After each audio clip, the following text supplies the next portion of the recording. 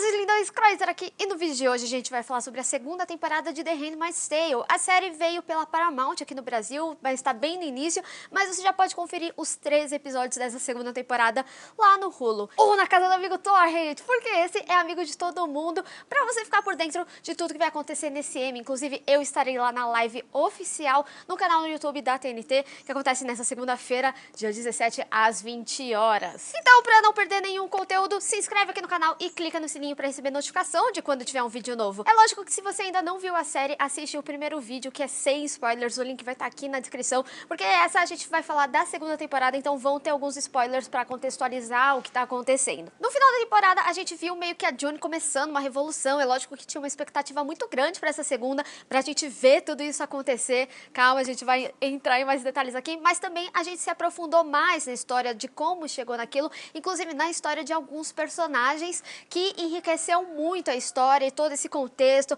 pra você entender direitinho mesmo como que as mulheres aceitaram estar naquela situação, porque provavelmente você se questionou isso em algum momento. E eu acho que é muito interessante pensar na série, porque ela é um livro que foi escrito em 1985, e eu acho que a Margaret Atwood nunca imaginou que faria tanto sentido no contexto que a gente vive hoje em dia, porque essa temporada ela acaba falando muito sobre direitos que a gente tem e como esse direito ele pode ser retirado de você do dia pra noite. E justamente como a história ela fala de um retrocesso, é muito interessante observar alguns pontos da narrativa, principalmente na história da June, que ela é contada em retrocesso também. Então, na primeira temporada, a gente viu toda essa parte da revolução, dessa mudança, e também como que a June foi separada da filha dela. E aqui, nessa segunda temporada, a gente tem a história dela mais aprofundada e justamente como que aconteceu a partir dali pra trás. Então, a gente vê quando começa a ter essa mudança em que a June trabalhava e ela começa a ser questionada sobre a responsabilidade dela com a filha, porque tem toda uma importância com relação às crianças e ser mãe, e naquela época ela trabalhava. Aí a gente vê também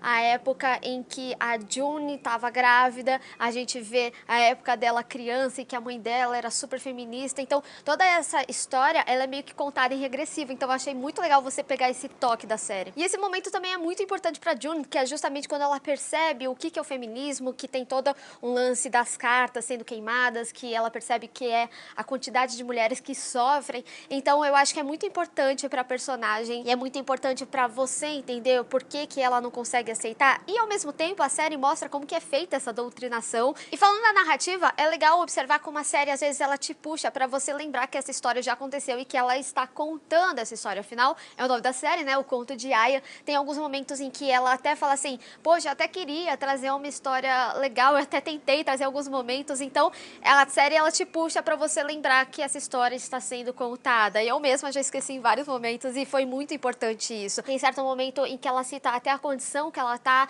dando a entender que ela sofreu pra caramba. E provavelmente a gente vai ver ela sofrer muito ainda, pelo menos no final da temporada deixou isso bem claro. E falando um pouco dessa visão de fora, tem um episódio que é muito interessante, que eu sempre me perguntei, assim, como que o mundo reagia ao que estava acontecendo nos Estados Unidos, né? A gente tá falando de uma distopia, mas que acontece lá.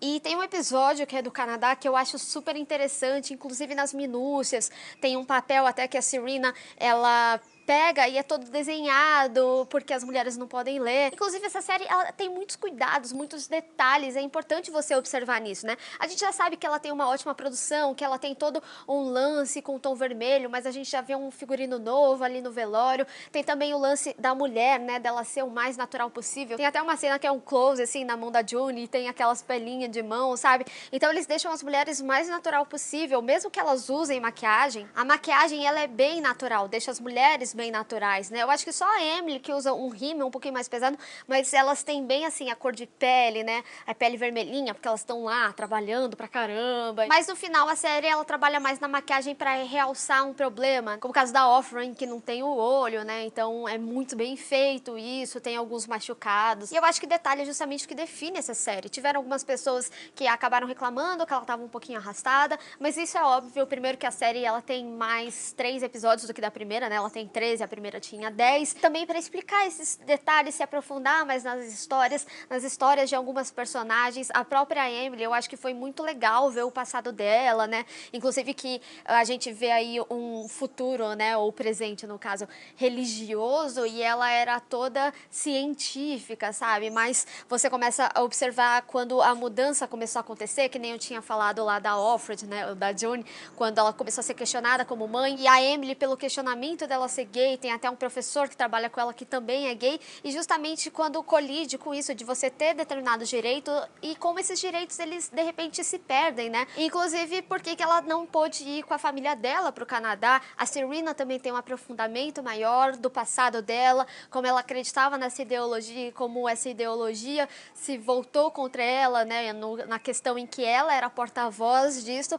e hoje em dia ela não pode nem ler. E também a inclusão de novos personagens, como é a Eden. Eu acho que ela vale um spoiler um pouquinho maior, assim, porque eu acho que é muito importante o arco dela, inclusive para as outras personagens, inclusive para a própria Serena, né? A Eden, ela vem como uma criança, né, que tem 15 anos e ela se casa e ela se questiona muito dentro da religião, porque ela é devota, mas ela se questiona como que Deus quer que ela case, mas ela pode estar apaixonada por outro homem e o seu marido não ama ela. E aí eles usam um falso testamento para justificar a morte dela e do cara, né, que ela supostamente trai o marido dela.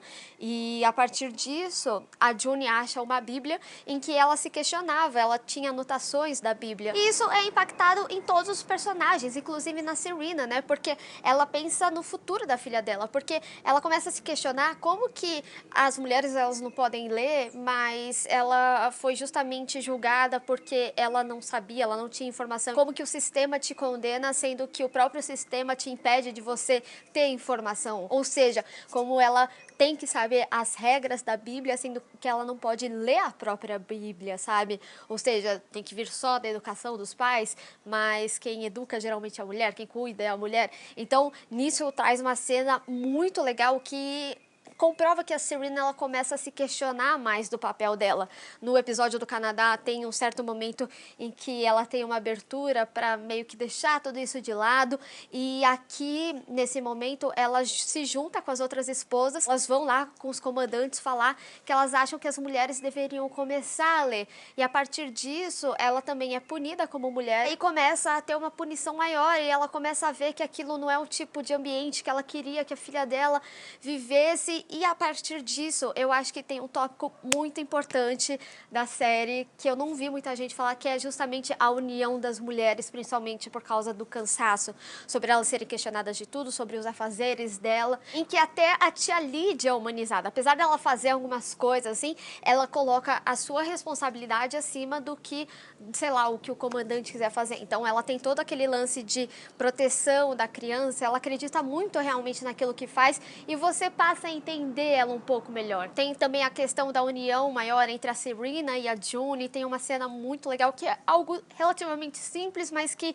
meio que muda tudo, e eu acho que tudo isso é muito legal de você acompanhar. Até mesmo a tia Lídia, né, eu tinha falado, a gente também vê esse lance da doutrinação, que nem eu falei no início do vídeo, em que ela começa a se referir a June como June e Alfred, e a June, ela tá morta, e a Alfred tem oportunidade. Então, você começa a perceber como que as mulheres chegaram naquele ponto até o momento em que elas estão cansadas. Inclusive, essa temporada fala muito sobre persistência. Em vários momentos a June tá no seu limite e aí, fuck them, sabe? Então, tem vários loopings. Parte desse entendimento também é a maternidade, né? Porque você entende essa importância. Quando eu falo que humaniza um pouco mais a tia Lídia, você entende por que aquilo é tão importante para ela, você entende por que para Serena é tão importante ela ter a filha, e eu acho que maternidade e persistência, ó, andam juntas. Então eu acho que essa temporada é muito reflexo também do que a gente vive hoje, sabe? Como as mulheres, elas estão cansadas, como elas estão se unindo mais por causa do cansaço, não só por causa do cansaço, mas justamente dessa questão de você ter seus direitos cortados e ainda as pessoas questionarem por que você tá reclamando aí, você tem esses direitos, e na verdade não, sabe? Eu acho que essa série deveria ser tipo obrigatória, que nem livro obrigatório de colégio. O livro podia ser obrigatório, mas a série com certeza é mais visual. E por isso tem uma expectativa muito grande em The Handmaid's Tale esse ano no Emmy, né? Porque no ano passado ela veio meio que levou todos os prêmios possíveis, né? Ela teve 9 indicações e recebeu 6 prêmios. E ela só não recebeu mais porque nas indicações que ela teve, ela concorria com ela mesma. Só que ela ganhou nas principais categorias, como atriz em série dramática, atriz coadjuvante, atriz convidada, direção, roteiro. roteiro, ganhou tudo que era bem importante para essa categoria de drama, né? Só que no ano passado não tinha Game of Thrones e esse ano se discute muito como que vai ser com Game of Thrones. E Game of Thrones é meio que dono dessa categoria, né? Então a disputa tá entre os dois, mas eu acho que The Handmaid's Tale vai ganhar. Eu não fiz apostas, mas Game of Thrones teve bastante crítica, inclusive. Não é que eu não gostei dessa temporada, não vou. Polêmicas! Deixa aí pra live. E esse ano, The Handmaid's Tale tem 20 indicações, sendo que ela já ganhou 2 em categorias que são secundárias, vamos colocar assim. Que foi melhor design de produção e narrativa contemporânea e melhor edição de imagem em drama. Essa série deixa algumas questões em aberto, eu acho que vale um outro vídeo. Deixa aqui nos comentários se vocês querem, como por exemplo, a colônia. O que é? O que aconteceu com aquele lugar? Ele é um lugar que é tipo cemitério mesmo, para as pessoas irem. Mas deixa aí nos comentários, quem você acha que leva esse M? The Handmaid's Tale ou Game of Thrones? Vamos discutir. Bem, pessoal, espero que vocês tenham gostado desse vídeo. Não esqueça de deixar o seu gostei e compartilhar nas redes sociais, inclusive me segue lá, se inscreve no canal e clica no sininho para receber notificação de quando tiver um vídeo novo. Te vejo no próximo. Tchau!